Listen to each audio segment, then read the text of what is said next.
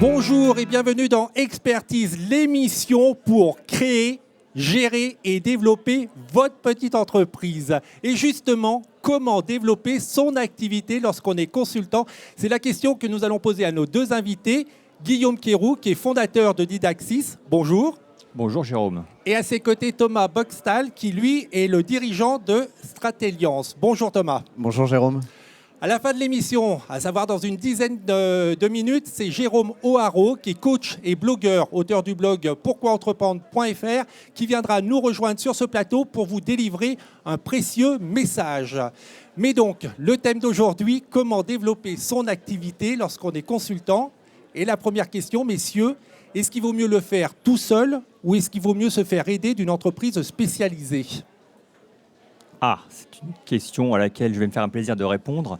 Quand on se lance, effectivement, je pense qu'on a tous une excellente idée pour le faire, mais la première des choses, c'est qu'il faut se faire accompagner, il faut être bien entouré et il faut pouvoir échanger avec un réseau qui est la clé de la réussite du lancement de son activité en solo. Pourquoi il faut se faire accompagner, Thomas? Pourquoi on ne peut pas imaginer un consultant qui ait une casquette commerciale et qui dise je vais développer mon activité tout seul? Par expérience, on se rend compte qu'il y a beaucoup de consultants qui se lancent sur le marché dont le métier de commercial n'est pas leur expérience. Et donc je rejoins effectivement l'idée de Guillaume de se faire accompagner, c'est forcément amener au succès la croissance de son entreprise. Maintenant, pour compléter cela, ça aidera peut-être pas nos auditeurs, mais je pense que ça peut être bien aussi d'aller sur le terrain, parce que ça permet effectivement de tester son marché, tester son argumentaire, tester son pitch et réadapter ses offres en fonction du marché. D'où le fait que le consultant indépendant, je pense, doit aussi aller sur le terrain pour développer son business. Et quand on se fait accompagner, on peut se faire accompagner par qui? Alors pour se faire accompagner, tout dépend de là où on en est. En amont, on peut s'orienter vers des structures classiques, des structures d'orientation, de mobilité professionnelle, qui sont sur lesquelles vous allez être accompagné par un spécialiste de la mobilité professionnelle. Mais je pensais plus à quelqu'un qui a déjà démarré, qui est consultant là, et qui c'est veut vraiment développer pour son ceux activité. qui ne savent vraiment pas où ils en sont, se positionner dans son projet professionnel. Après, effectivement, moi, je suis un entrepreneur. J'ai tendance à orienter vers des réseaux d'entrepreneurs ou des structures qui accompagnent le salarié à son indépendance. Et effectivement, le portage salarial me semble, dans l'univers de l'indépendance, du travailleur indépendant, un excellent outil pour faire ses premiers pas. Donc le portage salarial, c'est le premier outil. Est-ce qu'il y a d'autres outils qui peuvent aider les consultants à développer leur activité? Qui peuvent les accompagner, il y a aussi les institutionnels. Les CCI accompagnent par exemple. On va avoir aussi, on en parlait tout à l'heure en introduction de cet événement, les clubs d'entrepreneurs. Ça peut être bien de sortir, on rencontre ses pairs et de manière informelle, on va pouvoir poser des questions gratuites, on va avoir des réponses gratuites. Donc je pense que le club d'entrepreneurs, que ce soit club d'entrepreneurs, networking, coworking, speed business meeting, on pourra en reparler, sont autant d'outils d'amorce pour le développement commercial. C'est une banalité, mais il faut le rappeler, le réseau, que ce soit le réseau personnel ou professionnel, le professionnel, il faut le développer, le personnel, il faut le solliciter pour faire connaître son activité et développer du business derrière. C'est pas facile. Se recommander auprès de ses amis, des personnes qu'on connaît, c'est très compliqué. Maintenant, utilisons la théorie des liens faibles. C'est-à-dire que d'avoir un réseau de personnes qu'on connaît, qui nous connaissent et qui nous recommandent auprès de tiers est a priori la voie la plus simple pour trouver une première mission, trouver des contacts utiles qui vont déboucher sur du business derrière. Est-ce qu'il faut avoir un site internet? Est-ce qu'un consultant doit absolument avoir un site internet? C'est une question qui arrive fréquemment en fait. Site internet, pas de site internet à 15 000 €, pas de site internet, etc. Alors le spécialiste que vous êtes, quelle est sa réponse? Alors pour le consultant indépendant ou toute structure, il faut se rendre compte qu'on a besoin d'une visibilité physique. On en parlait tout à l'heure, club d'entrepreneurs. Aujourd'hui, miser sur une non-visibilité virtuelle, ça me semble très risqué. Donc j'aurais tendance à dire oui pour un site internet. Après, tout dépend des objectifs. Si c'est un objectif d'image de marque, de notoriété, d'acquisition de clients, etc. Et dans ce cas-là, il y a des solutions diverses et variées. Moi, j'aurais envie de dire effectivement, quand on a une expertise dans un domaine, quand on est spécialisé sur un sujet, le blog est un excellent outil, quasiment gratuit, avec tous les outils qui existent en ligne. Et puis au-delà de ça, les réseaux sociaux. Aujourd'hui, un simple compte Twitter bien alimenté remplace le site Internet d'il y a 10 ans. Quelle est la différence entre un site Internet et un blog? Peut-être le spécialiste.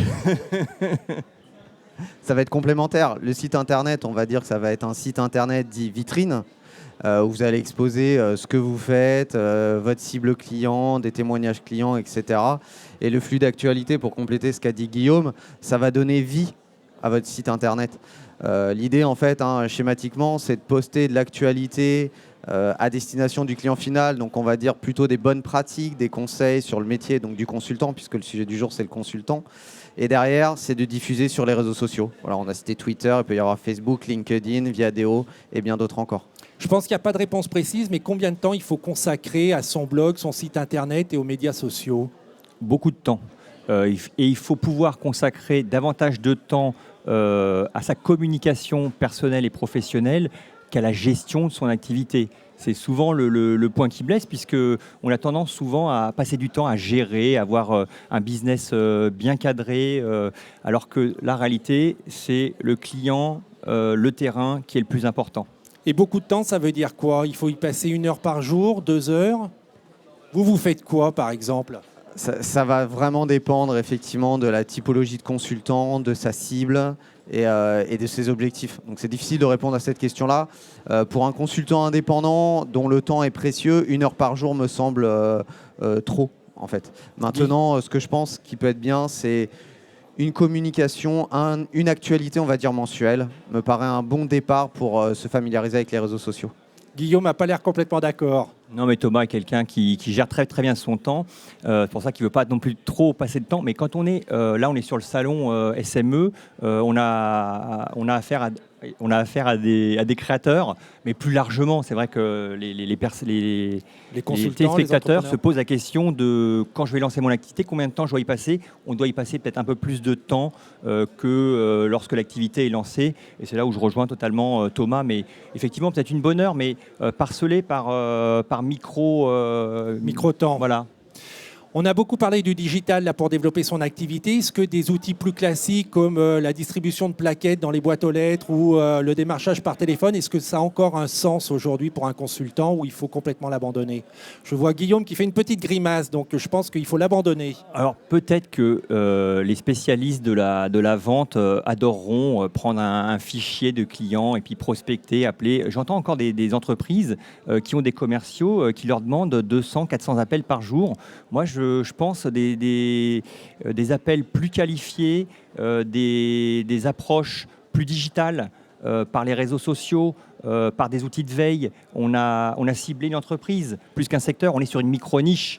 Et là, il faut arrêter, je pense, d'envoyer des offres de services, d'envoyer des plaquettes à des milliers de destinataires qui ne seront pas lus en définitive. Donc, se positionner sur 3, 4, 5 cibles, et on les connaît de A à Z, on les attaque, et là, ça fait mouche à tous les coups. Je vous en prie, Thomas. Un petit complément. Effectivement, sur la partie plaquettes, la question se pose de nos jours sur la notion de mailing notamment. Nous, les premiers, nous recevons quasiment jamais de publicité par courrier. Donc toute la question est de se dire sur les consultants qui nous écoutent, est-ce que leurs cibles clients reçoivent du mailing papier, oui ou non? Si c'est non, c'est peut-être un outil qui peut revenir d'actualité face à l'emailing ou d'autres supports de communication. Pour terminer, est-ce que vous auriez un conseil? Donc là, on a balayé un petit peu les outils. Est-ce que vous auriez un conseil à donner aux audacieux, aux entrepreneurs, aux indépendants, mais plus précisément aux consultants, pour les aider à développer leur chiffre d'affaires, leur activité? 2 mots, sortir. Il faut sortir quand on est un consultant indépendant. De manière générale, on n'est pas connu, donc on a besoin de cette notoriété-là. Donc que ce soit dans les speed business meetings, networking ou autres, dans le salon aujourd'hui, etc. Il faut sortir en fait. Et deuxième mot, agir. Donc là, c'est le maître. C'est une vraie nécessité. Donc avoir un plan d'action et ces actions-là, les faire au quotidien en gérant son temps, comme on l'avait dit. Voilà, sortir et agir. Et le conseil de Guillaume? Moi, l'un de mes conseils, ce serait effectivement en amont de s'orienter sur vraiment le client. C'est vraiment le client qui est roi. Après, on a beau avoir la meilleure offre de service, si on n'a pas de client en face, ça ne servira à rien. Et après, j'aurais envie de dire innover, faire des choses simples, se faire plaisir, et puis limiter les dépenses et gérer son temps. Voilà, très simplement. Merci beaucoup à tous les deux pour ces précieux conseils. Merci. Et il est donc maintenant temps de lancer notre rubrique Zoom et d'accueillir Jérôme O'Haraud, qui est coach et auteur du blog Pourquoi entreprendre.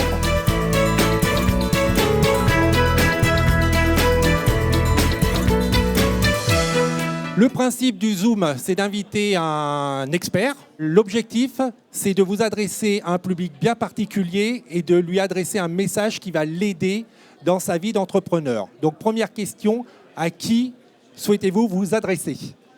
Alors aujourd'hui, j'aimerais m'adresser aux dirigeants donc, de TPE qui aimeraient que leurs équipes, leurs collaborateurs deviennent plus entreprenants. Et alors, que faut-il faire lorsqu'on est dirigeant de TPE pour que son équipe soit plus entreprenante?